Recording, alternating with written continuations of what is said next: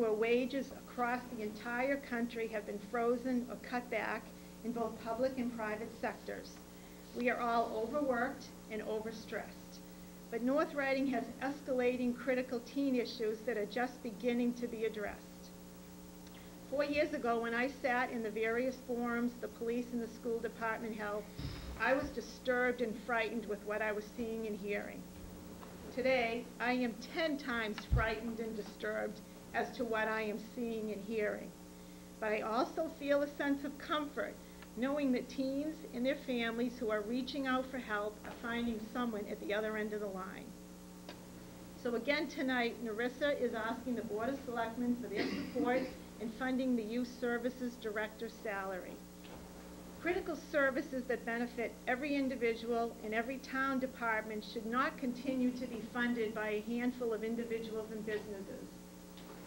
Likewise, a decision this important should not be solely made by 5 individuals, and so we respectfully request that when the warrant is written and signed tonight, that it be done in such a manner that discussion regarding the Youth Services Director's salary line item can take place at October town meeting. Please allow the opportunity for the people to decide. Thank you. Mr. Hall, Mark.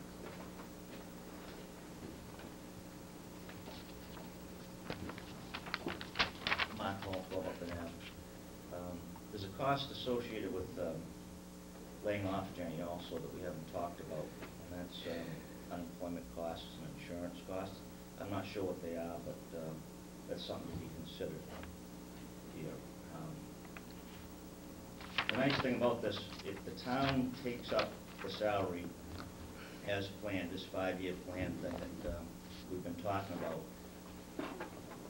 we're going to focus all out. We're going to keep the nonprofit, but with no one on it, and shift all of our energy towards the Youth Services Committee to provide better programs, more programs, raise money. We still intend on having fundraisers.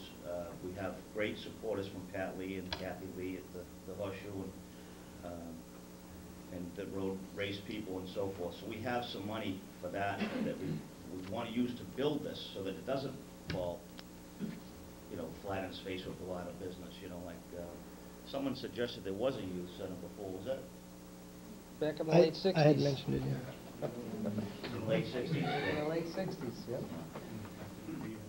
Well, we see police blotter getting bigger also, so we definitely know there's a need for this. I don't think anybody can disagree with that. I think it can be sustainable, Steve, with all due respect. With your support, it can be sustainable. And I hate to use this one, but I think it's like $4 a year per person. If the census is 14,000 people, to support this salary. But you're getting a better deal than that, I think. You're getting us too, which is going to be moving these programs forward in a better direction and get that end of it stronger now that our energy is not on fundraising so much, because we have had a lot of work to do, and we've been on shifting that energy. So. Thank you, Mark. Anyone else? Mrs. Bailey, and then Mr. Jones. I would like to ask a question as to the potential funding source. If the funding is raised and appropriated, does that have to be identified from a different line item, or does it come from some of the new revenue of state aid? The unanticipated state aid? Let's see. The way that the warrant article is written, it's wide open. It'll be in the main motion, but in the article, as far as the way the article is worded, it says raise and appropriate by taxation, transferred from unexpended funds, main warrant article, it's the whole litany of... How could would the motion then have to read... The motion would have to be specific as to where it's coming from. The motion's going to have to identify the source of funds. Yes. Victor Valuconis did leave a note that he was suggesting to, if we were to amend it that it read line 9, town administrator, $35,000 for salaries to pay the youth service director from raise and appropriate and that was on his note assuming passage of Article 3, the meals tax, Right. or from transfer from free cash. That was when he was, Right, that would be if the meals tax didn't pass, then it would have to come out of free cash. And what that would mean is, we had planned on carrying approximately $248,000 in free cash into April town meeting for capital. So subtract that $35,000 from that amount if it ended up coming from free cash. Okay. Thank you. I don't have anything to add. We've said already. Mr. Jones? Mr. Jones. There is a, well, you are not a member of the Finance Committee anymore. Brad Jones, Senior, 251 Park Street. There was a youth center, yes, once in town, in the basement of the third meeting house, which years ago, a lot of years ago, was the town jail. And after that, it was where the World War II emergency rations were held, crackers, water, and whatnot. So you don't want to go there again, I'm sure. Couple of comments. First off, as an ex-finance committee member, you know the golden rule was that you don't use money from free cash or stabilization to fund an operating budget. Having said that, we deliberately transferred some money in the spring to stabilization with the idea that we would use that sum of money come October for certain things. And one of them you've identified tonight for health insurance. I'm not sure where the other two items of DPW salary and library salary are coming from. Is that coming from what? You don't have to answer at the moment. Let me continue my thought process. Also at that town meeting, there were indications that not only the town would want some of that money, but the schools might. I haven't heard any mention of any school requests. And since we're 3 weeks from town meeting, I assume there aren't any. So if I add these figures up, that's more than the money we set aside to the stabilization as a little bit of a safe or a safekeeper. I have a lot of questions vis-a-vis Narissa, but I am not concerned about the FY11 budget. That's yet to be discussed, and not even going to happen until after the 1st of January. I'm concerned about right now in continuing FY10. And we're in midstream, and all of a sudden we want to cut a program in midstream. I do not have children in the school system anymore, so they're adults now at risk. But I will make the comment that people in my age group or slightly under have heard a lot about Narissa's field trips or bonfires or movie nights. We haven't had a really good report on what I thought was the true mission of Narissa, which was to work with the youth in our town, particularly those who are troubled, at risk, need counseling, or what have you. And I think that's a shortfall. So my question comes back in funding it, and I'm not hearing any regular revenue stream.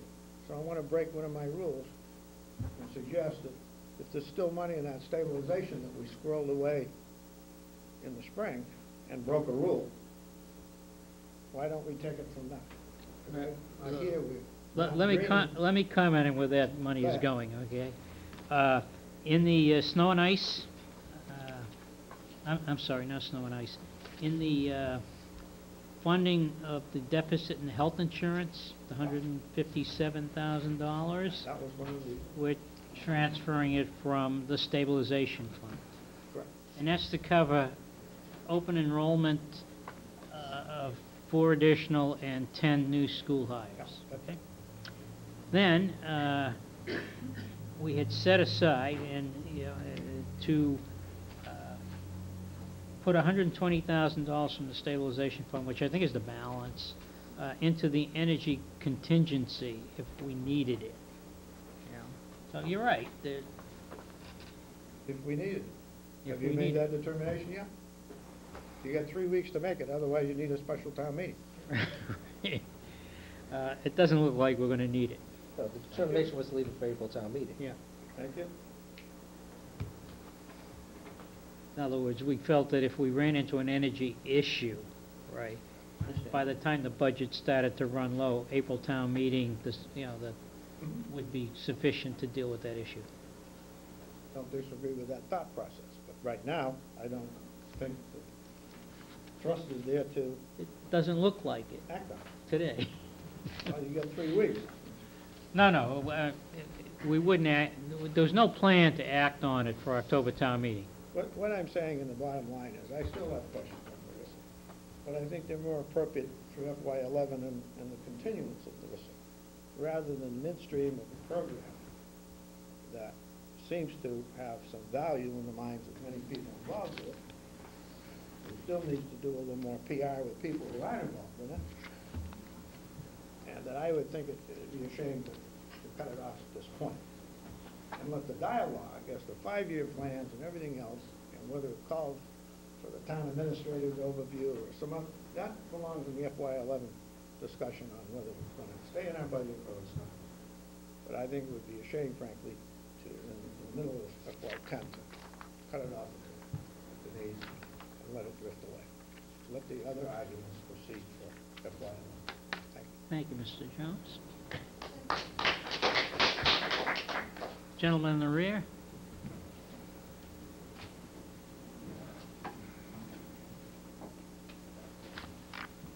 My name is Kevin Newhall. I'm a sophomore at North Reading High School. And Jenny's like one of the most trustworthy people I know. I can talk to her about anything. She's just like another kid. I mean, she just gave me all the courage to get up here and talk right now. Just saying. But we really just want to go to town meeting. And I think government means the people should decide. If you don't give them the opportunity to vote, what's there? Thank you.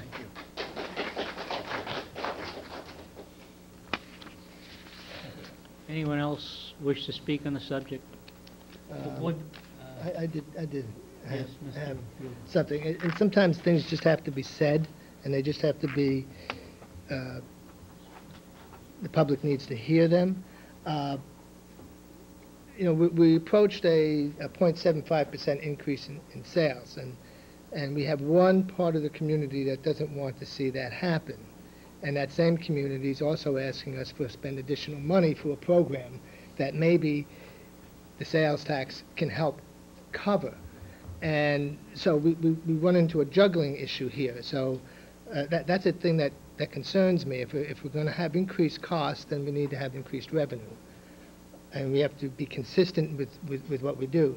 The other thing was, Rita had mentioned with regard to problems in the park and so on. I don't recall seeing some of these things on the police blotters. But also, one of the things that concerns me is that when you use the term, the police have priorities.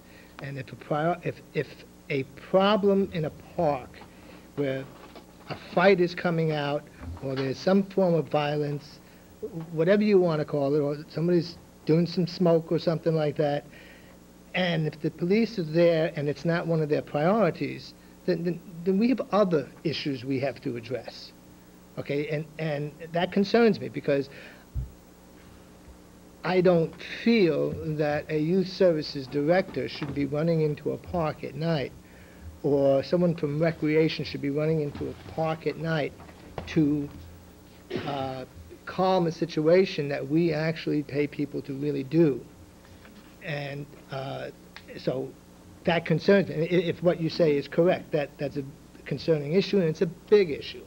And as far as it means that we do have to work more closely with those who are responsible for handling those types of situations. So, it tells me there's something wrong with the big picture here. All right, and it's not, youth services is becoming in a position to fill another void that we haven't been taking care of.